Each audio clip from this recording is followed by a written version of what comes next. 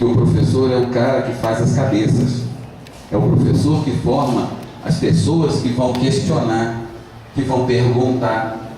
Isso para quem quer, tá? Mas são eles que formam os presidentes, os médicos, os engenheiros, advogados. Então o professor é uma pessoa muito perigosa, porque ele tem o dom da palavra. E Hitler tinha o dom da palavra. Ele foi convidado pelo exército alemão para espionar um partidinho pequeno, tá, na Alemanha. E aí ele vai para as reuniões, começa a gostar e passa a fazer parte do partido nazista. E ele começa a dar discurso. E o pessoal gosta do discurso dele dentro do partido. E aí ele faz o quê? Ele começa a fazer os seus discursos dentro do partido político, do partido nazista. E é assim que ele toma o lugar do cara que criou o partido nazista, que era o Partido Nacional Socialista dos Trabalhadores Alemães. Esse era o nome do partido nazista completo. Partido Nacional Socialista dos Trabalhadores Alemães. Tá? Resumindo, partido nazi, nazista, porque em alemão, nacional, tá? É N-A e escreve com Z, certo? Então por isso, juntando tudo, partido nazista, nacional socialismo. Eu não sei se esse filminho vai passar aqui, mas se não passar, eu já tenho ele pronto aqui, reproduzido.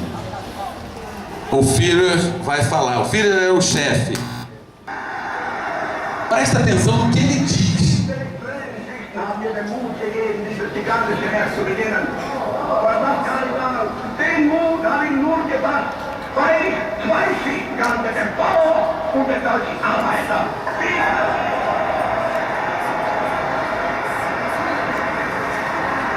Vielleicht wird Marco der Ihnen sein, der es mir nicht verzeihen kann, dass ich die marxistische Partei vernichtete. Aber mein Freund, ich habe die anderen genauso vernichtet. Bem democrático, né? O cara se orgulhava de não só ter acabado com o Partido Comunista, mas também com todos os partidos. Ou seja, democracia ali já era. Perdeu o Kleber. Entendeu por que como ser humano individual não valia nada? Porque ele acabou com todos os direitos individuais. Só o direito do governo que valia. E com isso, a Alemanha começa a crescer. Hitler começa a envolver as massas com seus discursos cada vez mais fortes, excitados, começa a criar os grupos armados, a SA, a SS, que era a guarda pessoal de Hitler, né? E dos dirigentes do partido nazista. Goebbels era um carinha que ele era completamente o inverso do que era o alemão puro, ariano. Ele era baixinho, magricela, não tem nada contra os baixinhos, tá? Ele era baixinho, magricela e manco de uma perna. Ele era deficiente físico. Teoricamente, se ele fosse um alemão comum, já tinha sido fuzilado há muito tempo. Estavam subindo no cara. Mas ele também tinha o dom da palavra. Goebbels era o ministro das comunicações da Alemanha nazista. E aí ele começa a criar uma figura de Hitler como se ele fosse comparativo a um deus. Olha a capa da revista Veja de 1939. Ele está imitando Jesus Cristo. Só que olha a cor da pombinha. É preta, não é branca. E mostra o Hitler firme, olha a mão fechada, mostrando firmeza, levantando o ideal da Alemanha nazista, que a bandeira da Alemanha deixou de ser a bandeira comum e passa a ser a bandeira do partido nazista. E aí ele levantando a bandeira e todos seguindo Hitler atrás dele com as bandeiras erguidas, a mão forte, firme, mostrando como se ele fosse o salvador da pátria alemã. E aí vem os grandes discursos, né, em que ele pregava a força, a união. Vamos lá, essa aqui é a velocidade da luz apagada. E aí vem as reuniões de Nuremberg, em que eram reunidos milhares e milhares de pessoas. No caso aí ele está discursando para as tropas da SA. Dá para saber que é SA por causa da cor do uniforme. E aí milhares e milhares de pessoas e vai reunindo multidões. Era normal, qualquer discursozinho de Hitler, juntar de 15 a 20 mil pessoas. Era normal. Tá? Num grande galpão, era comum ele juntar 2, 3 mil pessoas dentro de um galpão. Onde quer que ele fosse, o povo se reunia, porque gostava das palavras dele. E aí ele se transforma, né? Ein Volk, ein Reich, ein Führer. Um povo, um reino, um líder. Ele se torna o líder supremo da Alemanha. E aí ele tem que jogar a culpa na miséria do mundo em cima de alguém. E aí começam as perseguições aos judeus. Porque os judeus eram considerados os culpados de toda a miséria que a Alemanha passou ou estava passando. Claro que por trás disso, Hitler estava querendo botar a mão no dinheiro dos judeus, que eles eram mais ricos, eles tinham posses, e com isso começa a perseguir. Mas ele precisava ascender o poder, ele precisava tomar o poder. E numa dessas, ele, em 1933, no dia 24 de fevereiro de 33, é incendiado o Reichstag, ou seja, ele taca fogo no Congresso alemão. E com isso joga a culpa numa pessoa, e aí dá plenos poderes. Gente, só que tem um pequeno detalhe.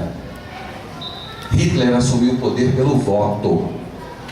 Ele tentou dar um golpe, o putsch da cervejaria de Munique, é preso, passa alguns meses na cadeia, lá escreve um livro chamado Mein Kampf, Minha Luta, e ele já sai lá de dentro quase como um herói. O livro Minha Luta foi um dos livros mais vendidos do mundo. Todo alemão tinha que ter um livro desses na época. Então é um dos livros que mais se vendeu até hoje no mundo. Com isso, Hitler desiste de tomar o poder pelo golpe e passa a ter eleição. E na Alemanha lá é esquisito, o sistema eleitoral deles na época podia ter 2 eleições ou 3 por ano. Então cada vez que tinha uma eleição, ele ia ganhando um cargo a mais. Não ele, mas os nazistas iam ganhando cargos dentro do Congresso alemão. E aí ia crescendo, chegou num ponto que a maioria dos congressistas alemães eram nazistas. Só que ele ainda não tinha alcançado, porque lá tem presidente e primeiro-ministro. Tá? Quem era o presidente da Alemanha? O Hindenburg. Ele ganhou de Hitler na disputa. E aí ele o Hindenburg nomeia um primeiro-ministro, não era Hitler. E aí Hitler vai, chega num ponto que o Hitler, numa das eleições, ele obtém maioria absoluta, e aí sim, Hindenburg se vê obrigado a nomear Hitler como primeiro-ministro.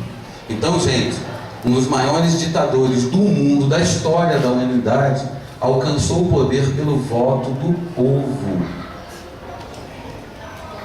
Por isso é extremamente importante você ter consciência na hora de votar. Não vote por partido ou por ideologia, mas vote na pessoa, que você conhece a pessoa. Porque você conhecendo a pessoa, você sabe se ele é bom para ser deputado, senador, até presidente da República, do que você votar numa pessoa desconhecida. Conheçam as pessoas, tenham consciência de voto, porque Hitler foi eleito pelo voto do povo. E olha as consequências. O mundo inteiro sofreu por causa da eleição de uma pessoa. Então é extremamente importante você ter consciência de voto. Ele assume o poder. E aí, qualquer pessoa que falava mal, que se opunha ao governo, ele manda para a cadeia.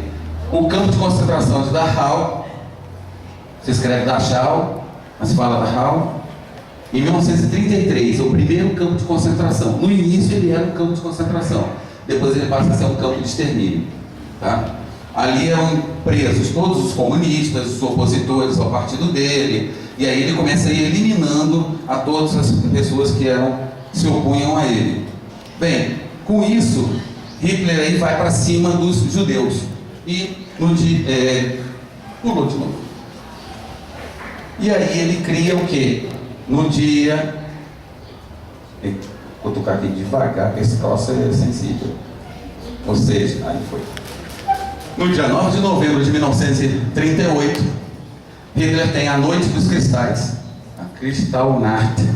Ou seja, sinagogas, casas de judeus são destruídas, queimadas, judeus são retirados de suas casas e mandados para outras regiões.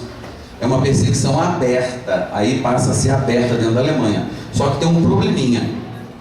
Essa perseguição aberta faz com que a população alemã não aprove. E aí Hitler fez o quê? Ele não parou, ele continuou com o ódio dele. Mas ele aí começa a bolar outras soluções para os judeus. E é aí que começa a aparecer o quê? Os campos de extermínio, o famoso banho, né? Que o cara tomava banho com veneno, essas coisas. Bem, aí ele vai para o poder do nazismo. Ele começa, as tropas, a Alemanha se torna das mais bem armadas do mundo, e com isso, ele, com esse nacionalismo, eu não vou passar o filminho, vou pular, porque o filminho, ele é uma grande guerra. Deixa eu mostrar para vocês no final uma outra imagem. Calma, vocês gostam de ver filminho. Gente, seguinte, depois, quem quiser, é uma besteira eu falar isso, mas é só me trazer um pendrive sem vírus, que é quase impossível, né? Que eu passo a palestra para vocês. O espaço vital. A Alemanha cresceu, só que a Alemanha precisava de mais espaço. Espaço vital, Lebensraum. E aí eles começam a ir comendo pelas beiradas. E Hitler, com seu poder, ele vai comendo. Ele pega uma parte da região dos Sudetos, ele vai anexando um pedaço da região da Tchecoslováquia, e aí a França e a Inglaterra vão deixando para por quê? Não, vamos deixar o cara aí para ele ficar quieto. Então vamos deixando. Por quê? Tinha medo de uma nova guerra mundial. Então as grandes lideranças da Europa, em vez de enfrentar Hitler, não, vão deixando ele pegando pedaços dos outros países. E aí ele vai anexando parte da Tchecoslováquia, ali à direita ele está rompendo a fronteira com a Polônia, tá?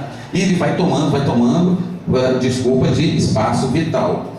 E vai crescendo. Com isso ele faz um acordo de não agressão, tá? Primeiro a esquerda aqui, ele faz um pacto de não agressão com a França, aqui no caso com a Inglaterra. Depois ele faz um pacto de não agressão com a União Soviética. Hitler não respeitou nenhum acordo de não agressão. Ele só estava ganhando tempo e enrolando os outros. Ele fez pacto de não agressão com a França. Ele invadiu a França. Fez pacto de não agressão com a Inglaterra. Ele atacou a Inglaterra. Fez pacto de não agressão com a Alemanha. Ele invadiu. Então ele não respeitou nenhum deles. E aí, no dia, a Operação Caso Branco começa. Deixa eu ver. Mudou. No dia 1º de setembro de 1939, às 4h45 da madrugada, um cruzador alemão estacionado no porto de Danzig começa a bombardear a Polônia, e aí dá início à Segunda Guerra Mundial, em que as tropas alemãs invadem a Polônia de um lado e alguns dias depois as tropas soviéticas invadem a Polônia do outro. Lembra que eu falei do corredor polonês? Pois é, a Polônia estava tomando porrada dos dois lados, por isso o nome corredor polonês. E aí as pessoas começam a fugir da guerra e tentam sair da invasão da Europa. Então as rotas de fuga eram fugir para a Bélgica, para a Holanda, no caso aqui, os alemães vêm invadindo e as populações fugindo. Isso aqui era a linha Maginot, que foi construída logo após a Primeira Guerra Mundial. Era uma barreira de fortificações subterrâneas, fortes, metralhadoras, canhões, ao longo da fronteira francesa com a Alemanha e uma parte dela.